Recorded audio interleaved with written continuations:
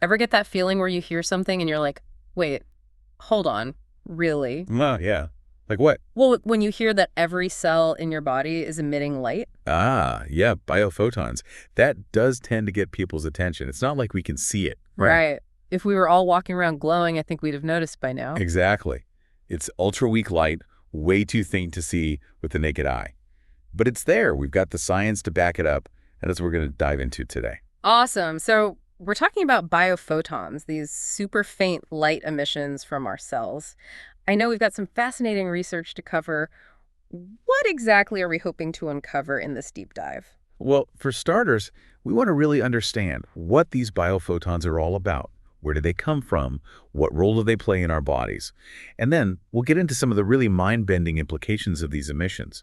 Because some researchers believe they could hold clues to some pretty big questions about health, communication, even the fundamental nature of the universe. Okay, that's a lot to unpack. So first things first, what are biophotons? I mean, when I hear light from the body, I immediately think of fireflies or those deep-sea creatures that glow. Is it something like that? You know, that's a common thought, and it's a good place to start.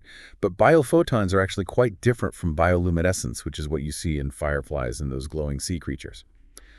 Bioluminescence is a chemical process. It requires specific enzymes and reactions to produce light. Biophotons, on the other hand, are thought to be a byproduct of the basic metabolic processes happening in our cells. So it's like an exhaust system for our cells? In a way, yes. As our cells go about their business of producing energy, they generate these ultra-weak photons, these tiny packets of light, as a side effect. And this is happening all the time in every living organism. Plants, animals, bacteria, even us. But if this light is so faint, how do we even know it's there? Well, we have these incredibly sensitive instruments called photon counters that can detect even single photons. And researchers, going back to the 70s with Dr. Fritz Albert Popp, have used these counters to demonstrate that, yep, living cells do indeed emit light. Okay, so we can measure these biophotons, but where exactly are they coming from within the cell? What's creating them? The research points to a connection between biophoton emission and the generation of free radicals during metabolic processes. Basically, as your cells are creating energy, there are these byproducts called free radicals that are highly reactive molecules. And as these free radicals interact with other molecules, they can release energy, some of which is in the form of these ultra-weak photons. It's like a tiny spark of light being released. So our bodies are basically like little bioluminescent power plants, constantly generating energy and giving off these tiny sparks of light. That's a really good analogy. It's not light in the way we normally think of it, but it is a form of electromagnetic radiation that our cells are emitting as a byproduct of their essential functions. Got it. Now, I'm curious about the research you mentioned earlier about stress and antioxidants affecting these emissions. Can you tell me more about that? Yeah, it's really fascinating. Studies have shown that when you expose cells to certain types of stress, things like UV radiation or cigarette smoke, you actually see an increase in biophoton emissions. On the other hand, if you introduce antioxidants, which help to neutralize free radicals, those emissions tend to go down. That's interesting. So more stress, more light. Less stress, less light. Hmm. Does that suggest that biophoton emissions could potentially be used as a way to measure stress levels or overall health? Some researchers believe so. There's growing interest in the idea of using spontaneous ultra-weak photon emission as a non-invasive way to assess things like aging and oxidative stress. You know, how much damage those free radicals are causing. It's still early days, but there's a lot of potential there. That makes me think about all those studies on the benefits of meditation and mindfulness. Maybe they're reducing biophoton emissions by calming the system and reducing those free radicals. That's a very good possibility. And it ties into a broader point about how our energy levels and metabolic efficiency might be linked to these light emissions. Okay, let's get into that. What's the connection between our cells' energy production and this whole biophoton show? Well, as we said, biophotons are thought to be a byproduct of those oxidative processes involved in energy production. So it stands to reason that the more efficiently our cells are producing energy, the cleaner that process might be, leading to fewer free radicals and potentially less chaotic biophoton emissions. So it's like a car engine. A well-tuned engine runs cleaner and produces less exhaust. Exactly. And conversely, if our cells are struggling to produce energy efficiently, maybe due to aging or disease, those processes might become less clean, leading to more free radical generation and potentially more chaotic biophoton emissions. So healthier cells, clearer light? That's the idea. Okay, that's pretty amazing in itself. But we're just scratching the surface here, right? This is where things start to get really trippy. Because we're not just talking about light as a byproduct anymore. We're talking about the possibility that our cells are actually using this light to communicate with each other. You got it. And that's where the idea of coherence comes in, which is a key concept when we talk about biophotons and their potential role in communication. Okay, break down coherence for me. You mentioned it earlier. Sure. When we talk about coherent light, we're talking about light waves that are in sync with each other. They have the same frequency and phase, so they're all lined up and moving together. Think of it like a laser beam, where all the light waves are perfectly aligned, giving it that focused intensity. Okay, I get that. And what about incoherent light? Incoherent light is the opposite. It's like a jumble of light waves going in all different directions with different frequencies and phases. Think of it like the light from a regular light bulb. It's spread out and less intense because those waves aren't all moving together in a coordinated way. So what does this have to do with our cells? Well, researchers have found that the biophotons emitted by our cells are not just random. They exhibit a certain degree of coherence, meaning there's a structured pattern to the light emissions. Huh. So our cells aren't just randomly spitting out light, they're emitting it in a specific way. Right, and that suggests that those light emissions might be carrying information. And that information could be. Hmm. What what kind of messages are our cells sending each other with light? That's the million-dollar question. We're still figuring that out, but some researchers believe biophotons could be involved in a whole range of cellular processes, from coordinating DNA replication and repair to regulating enzyme activity and even influencing the way cells differentiate and specialize. It's like a complex signaling system using light to orchestrate all the amazing things that happen within us. So it's not just about energy production, it's about information transfer too. Exactly. Think of it like this. We have our nervous system, which uses electrical signals to transmit information quickly throughout the body. And we have our endocrine system, which uses hormones to send chemical signals. But what if there's another system, an optical system, using light to communicate at an even deeper level? Whoa, an optical communication network running throughout our bodies. That's blowing my mind a little. It's a pretty mind-blowing concept, and it has some pretty profound implications. For example, some researchers believe that this light-based communication could be incredibly fast, potentially even faster than the speed of light as we conventionally understand it. Faster than the speed of light. Now that's really pushing the boundary. Yeah, I know, right? But the thing is, when you get down to the quantum level, some of those classical rules about the speed of light might not apply in the same way. And we're talking about quantum phenomena here. There's a growing body of evidence suggesting that quantum processes are at play within living systems, and biophotons might be one of the keys to understanding how it all works. Okay, I'm trying to wrap my head around that, but I have to ask, is there any actual evidence to support this idea of faster than light communication? I mean, it sounds a bit like science fiction. I hear you. It's definitely a frontier area of research, and there's still much to uncover. But there have been some intriguing observations that hint at the possibility. For example, Sergei Maberov's research, looking at the interactions between fish and frog eggs, showed synchronized bursts of biophotons between these developing embryos, suggesting a level of coordinated communication that's difficult to explain with our current models. It's like they're talking to each other using light, and that communication seems to be influencing their development. That's wild. Okay, so we've got this idea of coherent light potentially enabling communication within our bodies, maybe even faster than we thought possible. But where does the quantum biofield fit into all this? You mentioned it earlier, and it sounds like we're stepping even further into the unknown here. Yeah, this is where things get really speculative, but also incredibly exciting. The idea of a quantum biofield basically proposes that there's more to our bodies than just the physical stuff we can see and touch. That there might be a subtle energetic field that permeates and surrounds our physical bodies, and that this field might be where these quantum processes, including biophoton communication, are taking place. So it's like an invisible network connecting everything within us. That's one way to think about it. And some researchers believe that this biofield could also extend beyond our physical bodies, allowing us to interact with the world in ways we don't fully understand yet. Things like intuition, empathy, even those gut feelings we get might be examples of our biofields interacting with other fields, picking up on information that's not accessible through our normal senses. That's fascinating, but it's also a pretty big leap from what we can currently measure and prove scientifically. Absolutely. It's important to acknowledge that we're still very much in the early stages of understanding all of this. But the potential is huge. If we can figure out how to tap into and work with these subtle energies, it could revolutionize the way we approach health and healing, and even how we understand consciousness itself. Okay, I have to ask, where does DNA fit into all of this? You mentioned it earlier, and I know it holds our genetic information, but does it have a role to play in this biophoton communication network? Some researchers believe that DNA might actually be the key player in this whole biophoton story. You see, DNA has a very unique structure. It's a double helix, which is basically a long, coiled-up molecule. And because of its shape and the way it vibrates, some scientists think the DNA could be acting like an antenna, both emitting and receiving biophotons, and potentially even using them to store and process information. DNA as an antenna for light? That's a wild image. It is.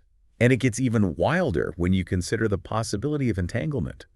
You see, in the quantum world, particles can become linked together in a way that allows them to communicate instantaneously, regardless of the distance between them.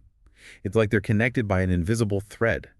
And some researchers believe that biophotons might be able to exhibit this kind of entanglement, which could explain how different parts of our bodies can communicate and coordinate so quickly and efficiently. Wow, entangled photons inside us. So information is being transmitted instantly across our bodies. That's incredible. And it makes you wonder, if our own cells are communicating through coherent light, could something similar be happening on a larger scale? I mean, could there be a connection between these biophotons and the structure of the universe itself? That's a question that some of the most forward-thinking researchers are exploring, and it takes us into some really profound territory. If you think about it, the universe isn't just a random collection of matter and energy. There's an incredible amount of order and structure, from the way galaxies are organized to the precise laws of physics that govern everything. And light, as we know, is a fundamental part of that structure. Okay, so how do biophotons fit into that bigger picture? Well, some scientists have proposed the concept of a coherent information field, or CIF. This CIF is thought to be a fundamental field that underlies all of reality, and it's characterized by, you guessed it, coherence. It's a field of pure information, and it's thought to be the source of all the order and structure we see in the universe. So you're saying that there's this underlying field of information that permeates the universe and it's connected to light, and that somehow our cells are tapping into this field through biophotons. That's the basic idea. And it's a pretty radical shift in perspective, but it has the potential to explain a lot of things that we still don't fully understand about the universe and our place within it. Like what? Well, for starters, it could explain how life emerged in the first place. If the universe is fundamentally a field of information, then life might be a natural consequence of that information becoming organized and expressed in a physical form. And biophotons, with their ability to carry information and connect things together, could be the key to understanding how that process works. Wow, that's a huge idea. So we're not just talking about our bodies anymore, we're talking about the origins of life itself. Exactly. It's all connected. And it gets even more mind-blowing when you consider the potential implications for things like consciousness and even the nature of reality itself. All right, now you're really getting me intrigued. Let's dive deeper into those implications. How could this understanding of biophotons change the way we think about consciousness? Well, if you consider the possibility that consciousness is not just a product of our brains, but is actually a fundamental property of the universe, then biophotons could be the bridge between our physical bodies and this universal consciousness. It's like our cells are constantly emitting and receiving light, exchanging information with this larger field of awareness. So it's not just communication between cells, it's communication with everything. Potentially, yes. And that opens up all sorts of possibilities for how we might be able to expand our consciousness, connect with each other on deeper levels, and even tap into the vast intelligence of the universe. All right, I'm fully on board with the mind-blowing train now. But let's bring it back down to Earth for a minute. You've mentioned a few times that this is a very new field of research, and there's still a lot we don't know. So what are some of the big unanswered questions about biophotons? Well, one of the biggest questions is, what exactly is the information that's being transmitted by these biophotons? We know they're carrying information, but we're still deciphering the code, so to speak. Yeah, that makes sense. It's like intercepting a radio transmission, but not understanding the language. Exactly. And another big question is, how do we harness the power of biophotons for healing and well-being? We've seen that things like stress and antioxidants can affect emissions, and there's growing evidence that practices like meditation and energy healing can influence our biofields. But we're just scratching the surface of what might be possible. It seems like we're at the very beginning of understanding all this. So, what are some of the most promising avenues of research moving forward? Where should we be focusing our attention to unravel these mysteries? I'd say one of the most important areas is developing better tools and techniques for measuring and analyzing biophotons. Right now, those photon counters are still pretty specialized and expensive. But if we can make this technology more accessible and affordable, it could open up a whole world of possibilities for research and clinical applications. That makes sense. We need better tools to really understand this subtle light show happening inside us. What else? Another key area is exploring the connection between biophotons and consciousness. We need to design experiments that can test some of these more far-reaching ideas about how our minds might be interacting with the universe through light. Okay, that's exciting. Any other areas you think are particularly important? Definitely. We need to continue investigating the role of biophotons in health and disease. Can we use biophoton emissions to diagnose illnesses earlier? Can we develop therapies that work by influencing our biofields and promoting coherence? These are all questions that deserve further exploration. This has been an incredible deep dive. Before we wrap up, I want to touch on a few other terms that have popped up in the research. Can you tell me a bit more about Froelich frequencies and how they relate to biophotons? Sure. Herbert Froelich was a physicist who proposed that living systems have these collective vibrations, these coherent oscillations, that play a key role in coordinating cellular activities. He called them Froelich frequencies. So it's like our cells are all vibrating together in a synchronized way. That's the idea. And these coherent vibrations are thought to be essential for maintaining order and facilitating communication within the body. Now, some researchers believe that biophotons could be involved in generating and propagating these Froelich frequencies, acting as a kind of carrier wave for these vibrational signals. Fascinating. And this idea of non-chemical, non-contact cell-to-cell communication, is that related to Froelich frequencies? It certainly could be. You see, Froelich frequencies suggest that there's a level of communication happening beyond the usual chemical signaling pathways. It's like cells are able to talk to each other through these vibrational waves, and biophotons might be the medium for that conversation. It all ties back to this idea that there's more to our bodies than just the physical stuff, that there's an energetic dimension that we're only beginning to understand. Precisely, and it's an area ripe for exploration. And speaking of exploring, didn't this whole idea of biophoton emissions start with a guy named Gurvich and his research on onions? You're thinking of Alexander Gurvich, a Russian scientist who, way back in the early 1900s, observed something really interesting. He noticed that when he placed two onion roots near each other, there was an increase in cell division in the root that was being exposed to the tip of the other root. So something was stimulating growth in one root just by being near the other. That's what he observed. And he concluded that there must be some kind of radiation, which he called mitogenetic radiation, being emitted from the actively dividing cells in the root tip. And that was the precursor to our modern understanding of biophotons. In a way, yes. It was one of the first hints that cells might be emitting light and using it to influence each other. Wow. It's amazing to think about how far this field has come since then and how much more there is to discover. So to wrap things up, what's the big takeaway here for our listeners? What do you hope people will walk away with after this deep dive? I think the biggest takeaway is that we're literally made of light. We're not just physical beings, we're also beings of light. And that light is constantly interacting with the world around us. And I hope this deep dive has sparked some curiosity and a sense of wonder about what that might mean for our understanding of health, consciousness, and the very nature of reality itself. Absolutely. And if you're as fascinated by this topic as we are, we encourage you to keep exploring. Dive into the research, learn more about biophotons, and maybe even try some practices like meditation or energy healing to see how you can influence your own biofield. Who knows, you might even discover something amazing about yourself and the universe along the way. Well said, and thanks for joining us on this journey into the light. It's been a pleasure. Yeah. Until next time.